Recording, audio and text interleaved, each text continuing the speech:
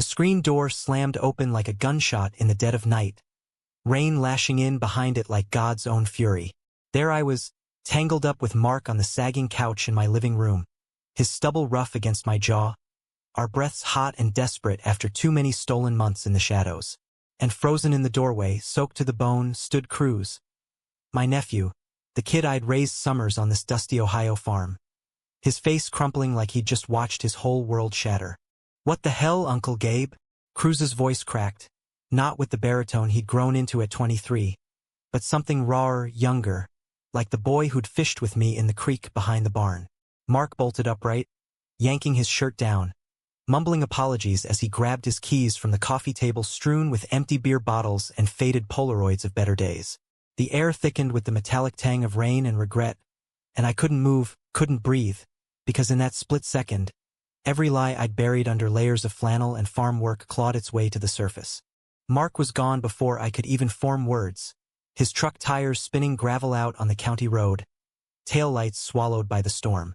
I stumbled to my feet, heart hammering like a loose engine, and faced Cruz. Tall now, broader than his dad, my brother Tomas, with that same stubborn jaw and eyes dark as the Ohio River at midnight. "Cruz, kid, it's not what it looks like." I lied. Because what else do you say when your blood catches you mid-kiss with the man who's kept you sane for 3 godforsaken years? He didn't buy it, didn't even blink. Just stood there dripping on the hooked rug his abuela had woven before she passed, fists clenched at his sides. "Not what it looks like. You were with a guy, Uncle Gabe, kissing him. In our house. Our house." That's what he'd called it since he was 10, piling off the Greyhound from Cleveland every summer, escaping the grind of Tomas's factory shifts and his mom's endless bridge games. I'd been his anchor, teaching him to mend fences and dream bigger than this flatland trap. And now, I poisoned it all. I sank back onto the couch, the springs groaning under me like an accusation. "Sit down, Cruz. Please." Thunder rolled outside, shaking the windows I'd caulked myself last fall. He hesitated, then crossed the room in 2 strides, but instead of sitting, he paced, boots leaving muddy prints on the hardwood. "Dad always said you were different, kept your secrets locked up tighter than Fort Knox. But this is wrong, man. It's against everything. Everything." The word hung there, heavy as the humidity before a squall. I thought of my own coming out that never came, of the nom-draft dodge that landed me here instead of Hanoi, the wife I'd married at 22 because the town preacher said it was right, the divorce papers she'd filed after 5 childless years, whispering, "I know, Gabe, but I can't."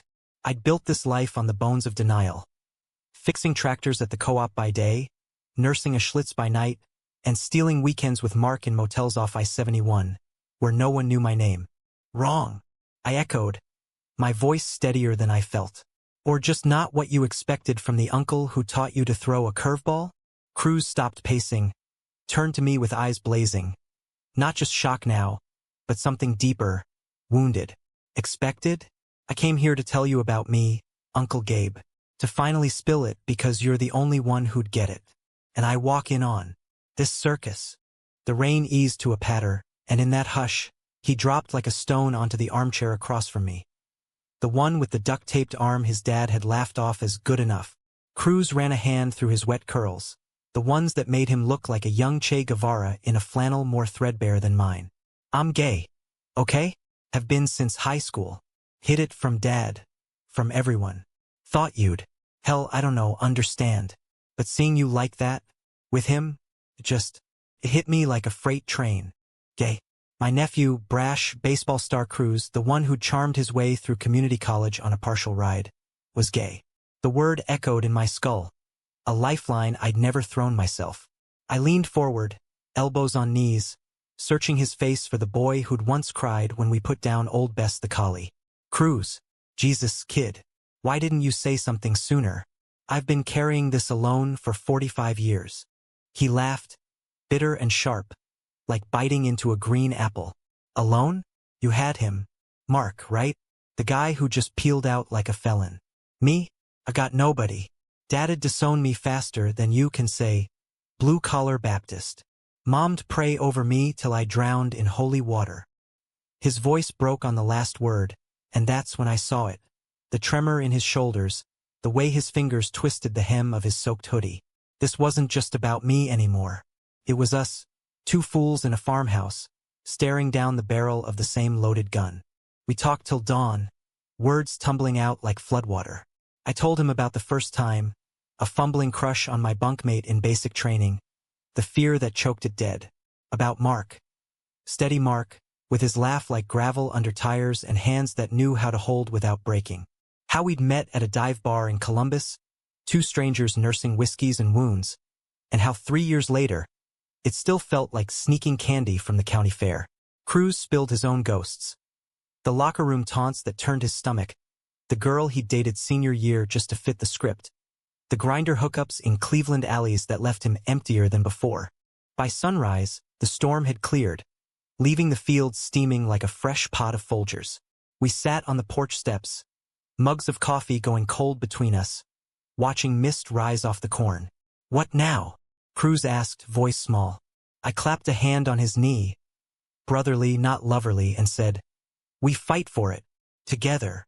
It was the first true thing I'd said in years. But truth has teeth. 2 weeks later, betrayal slithered in like a copperhead under the porch boards. Tomas called from the plant in Toledo, his voice thick with that mill shift slur. "Gabe, what the fuck's going on?" Cruz comes home last weekend, won't look me in the eye, mutters some bullshit about family secrets. Then I hear from old man Hargrove at the co-op. "You and that queer from the city? In my brother's house." Hargrove, the nosy bastard who'd probably seen Mark's truck that night, pieced it together over coffee and cornflakes.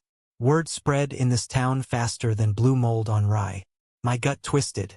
I trusted Cruz with my soul, but he'd cracked under the ride back. Maybe a slip to a buddy, or Tomas prying too hard. Betrayal? It wasn't malice. It was fear, the same poison that had silenced me for decades. But it burned all the same. Tomas showed up that Friday, Cruz trailing behind like a whipped pup, the F-150's bed loaded with accusations. We faced off in the kitchen, the one with the Formica counters scarred from too many Thanksgivings. "You poisoned my boy, Gabe," Tomas growled, red-faced under his John Deere cap, finger jabbing like a bayonet, "turning him into, whatever this is. Abomination, the Bible calls it." Cruz flinched, but I stepped between them, chest tight as a rusted vice. "Poison? Tomas, you blind mule. I've been your brother 30 years. Loved you through the chemo when Mom died, the layoffs when the plant went south. This," I gestured to myself, to the ghost of Mark who'd stopped calling after the whispers hit the wind. "This is me. And Cruz? He's twice the man you'll ever be, 'cause he chose truth over your fairy tales." The air crackled, thicker than August heat. Tomas's face went the color of overripe tomatoes, veins bulging like rivers on a drought map. "Truth? This family's built on hard work, Gabe, not sodomy. You're done. Cruz too, if he follows your lead." He turned on his heel, stormed out, engine roaring to life like Judgment Day. Cruz crumpled against the fridge, sobs racking him silent and fierce. I pulled him into a hug, awkward, paternal, the kind that says, "We survive this," and whispered, "He'll come around." Blood's thicker than bigotry. But as the dust settled from Tomas's tires, I wondered. Mark had texted once, heard the talk. Too much heat. Sorry, Gabe. Gone. Just like that. The romance I'd clung to, the one stolen kiss at a time, evaporated like morning dew. Days blurred into a gray haze.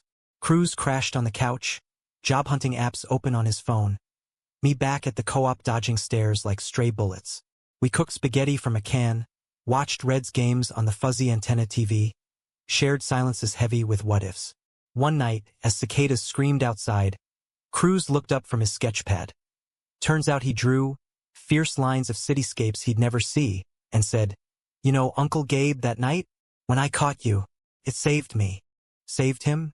I barked a laugh bitter as black coffee. From what? Watching your old man turn into a hypocrite. From hiding forever. His eyes, those dark mirrors of my own regrets, softened. Seeing you there, not ashamed, just caught.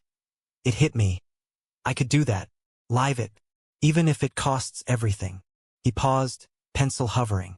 And Mark? Screw him. You deserve better than shadows. The words landed soft. A bomb on scorched earth.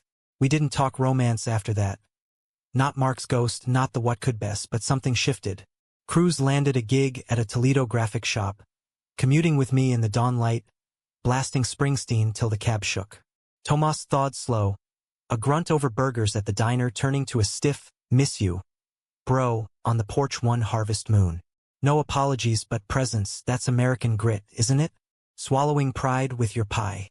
Me? I drove to Columbus one crisp October afternoon, the leaves blazing like forbidden fire. Mark's apartment was dark, a for rent sign mocking the windows. But on the stoop, I breathed free, really free. For the first time. No more acts, mid-kiss or otherwise. I texted an old number from the bar days. A guy named Riley with a smile that promised daylight. Coffee? The reply buzzed back. Hell yeah. Cruz was waiting when I got home, a six-pack chilling on the steps. How'd it go? He asked, popping a top. Surprising, I said, clinking bottles. Like everything after that night. He grinned, that boyish flash I'd missed. Told you. Family's what you fight for. And damn if he wasn't right. In this heartland sprawl of rusted silos and resilient roots, we'd carved out a truth tougher than any storm. Not perfect, not poster boy proud, but ours. Human as the mud on our boots. Romantic in the quiet ways love endures. Betrayal had cracked us open, but surprise? That was the grace note, the hook that pulled us through.